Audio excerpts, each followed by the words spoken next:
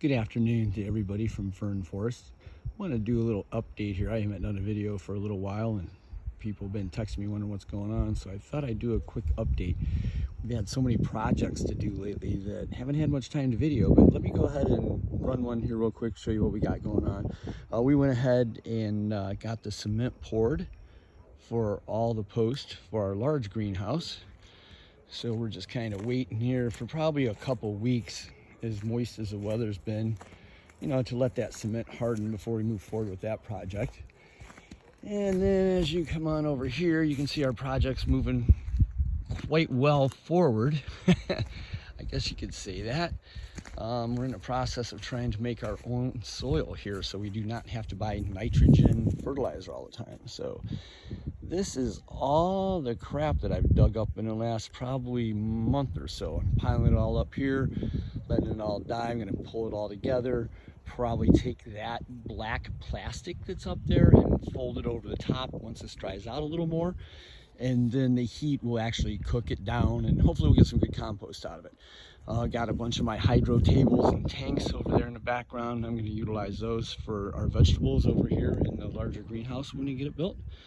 But anyhow, let's go ahead and take a little walk up here. I've been doing some work on the garden. It's coming right along. Got the coffee up and running here. We put down some plastic here. This is actually pond liner. The reason we did this, we wanted to kill off all the grass and everything else that's growing under here. Number one, to expose the rocks. As you can see, it does a real good job. In the grass, these rocks are hard to find, but we want to get them dug out. We want to smooth it out a little here. We're probably going to plant pineapple in between our rows of coffee over here. So we're in the process of starting that slow process. Two processes at once. How funny is that? Anyhow, let's move on here.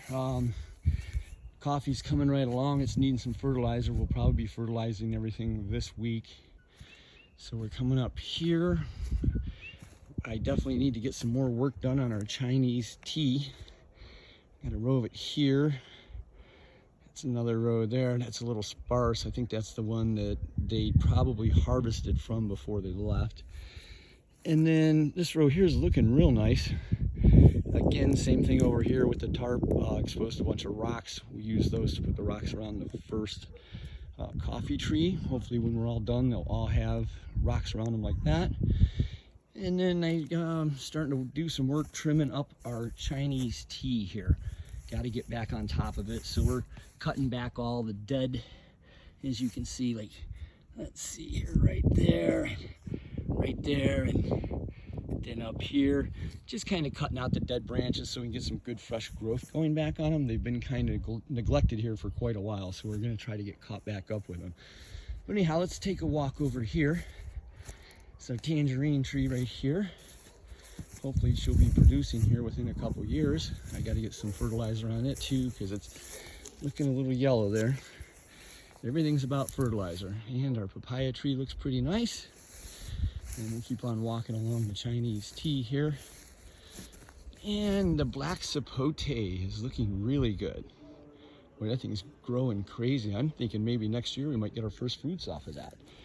And then we come over here. We have a cinnamon tree. I thought this was another lychee tree, but it's not. It's a cinnamon tree.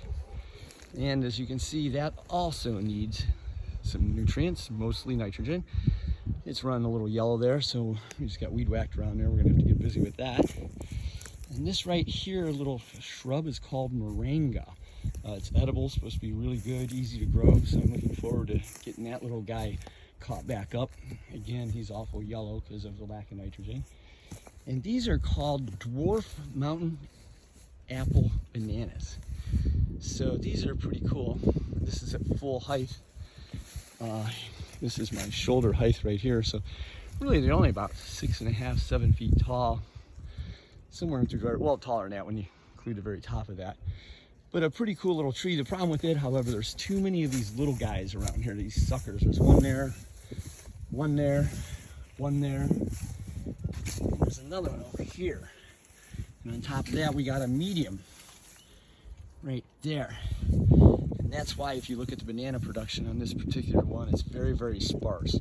There's too much bananas here, plants actually, for this to have enough nutrient to give us a nice fruit set. So what I need to do is I got to come down here, I got to cut these little pups out right here. That's what they're called around the country and everywhere in the world pretty much, is banana pups. Except for here in Hawaii, they call their children keikis here. So these are known as banana keikis, these little short guys that grow up around. So there you go, guys, you have a new name for a small banana plant. It's called a keiki. But anyhow, we'll come back over here.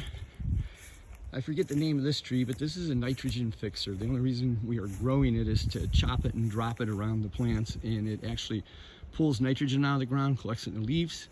When we drop it around the plants, it actually deposits the leaves back in, or the nitrogen through the leaves back into the ground. If we come over here, this is our lychee tree.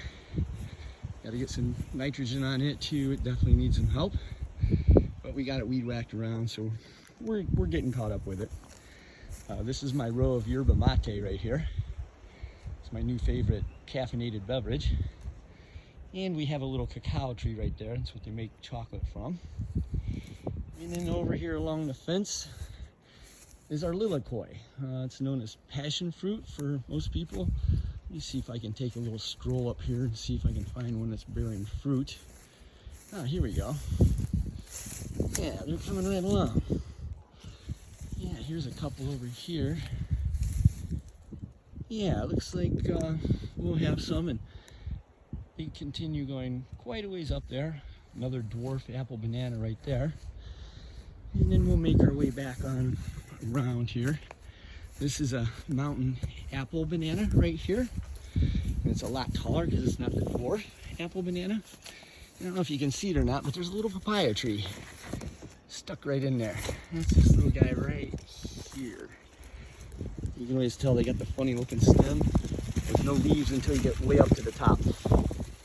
It's pretty comical. Even little babies.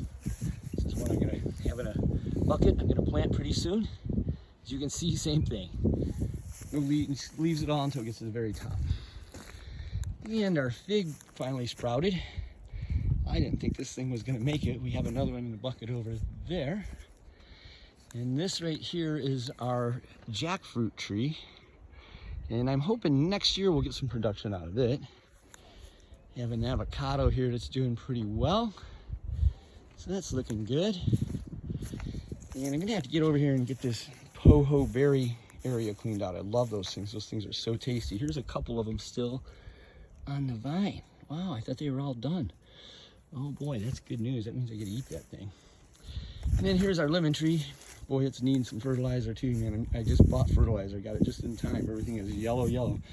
But yeah, that one there is gonna be ripe here soon. And our pineapples are coming right along. We got 3 of them. We're gonna have a whole lot more of those. And then up here, unfortunately, as you can see from the ground, this is our Tongan spinach. Got blown over, so I'm gonna have to anchor it and set it back up straight. And this is our lime tree right here.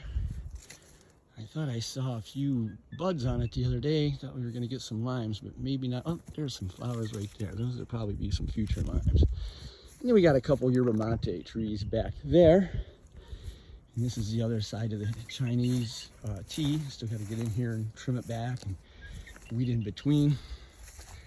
And then if you look down here, this funny looking thing right here is called Cuban, what is it, Cuban oregano? Is that what it is, I think? Yeah, I believe that's what it's called, but boy, it's got a really strong scent to it. But anyhow, this is what I've been up to. This is all the stuff I've dug out of the greenhouse because I'm making a lot of changes in here so we can grow more. So this is what it looks like right now. That big table way in the back used to be right over here in this area, but I'm in the process right now of leveling this area off. How many big rocks I had to take out of here. Of course, just the tips were pointing out, and it was just enough that I was afraid eventually it would wear a hole through. Even if I packed up soil around it, it might wear a hole in the bottom of the plastic. So I had to dig all those out. We're gonna get this leveled. We got a 5 foot by 5 foot square hydro table. That's the bottom side of it. This is the top of it. It sits on a tank. We put our fertilized water in the tank and we run pumps. It's what they call an ebb and flow system. And we turn the pumps on about an hour and turn them off, and about 2 hours to turn them back on. So we're in the process of doing that. And we've moved this. We finally got it leveled. Finally got our battery all hooked back up with its solar modulator right there. I got my stereo going. And we got our solar panel switched to this end instead of the other end where it was at. And we finally got our table leveled. It's about time. Boy, what a pain in the ass trying to level a table in this type of environment. As you can see there, that's kind of interesting. And you got to come down here. But yeah, it's kind of interesting getting things level back here, but it has to be level because this is a deep water immersion table. We fill this up with water all the way to the top. And then, believe it or not, we have this little power bubble air pump right here. Hook this up to our 12 volts. We hook the ends of these tubes into these two fittings right here. And it pumps air through these little ingenious things that the guy that had this area, the property here before me, did. These little things here, this is from one solid coil. He's actually taken it and cut it. This is the type of hose that bubbles air out. So he's actually cut it and put fittings in, and he's actually made it so the air flows. He actually, you can see where he's siliconed it down here, but the air flows through this and it bubbles up into the water and puts enough oxygen in the water that they do not have to worry about rotting as long as the temperature of the water doesn't get too hot. And you get superior growth. We already did one set of lettuce on this table and it was amazing. So I'm looking forward to it over here now. I think it'll be a little bit better, more access to get to it. But what an ingenious little way this guy did this. I thought this was really cool. And then to weight it down to keep it from floating, he actually got stainless steel nuts, which is really good because the stainless steel does not corrode or anything with all the chemicals that goes in here for the fertilizer. But anyhow, so we're gonna set up a little 4x4 table over here. Get that going. We're gonna keep our our bench top there. Probably gonna clean it off a lot, but it's a disaster because I've had to put so much stuff on there to move everything around in here. But anyhow, so that's that. And then here's our other table right here. These are all set up. There's 72 of them to correspond with the 72 holes that are on that styrofoam there. That styrofoam sits on top of this table. The table's full of water. The little air percolators there percolate the air into the water, oxygenate it, and what a great, great growing table. And cheap to make. The guy did a great job with this. It doesn't leak.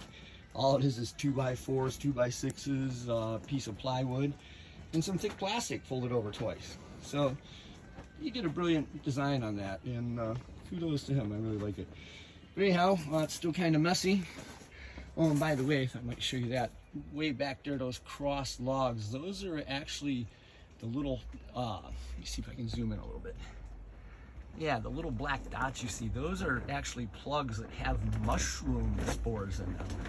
And we're waiting for them to sprout. The guy that had the property for us and put them in. There's 6 different varieties over there. And so far, nothing's happened, but we're waiting and we're hopeful. But anyhow, so that's what's going on. My greenhouse here is looking quite the mess. But hey, it is the signs of progress, and I can't wait to get all these tables set up to start eating more and more food from our property. Everybody have a great evening.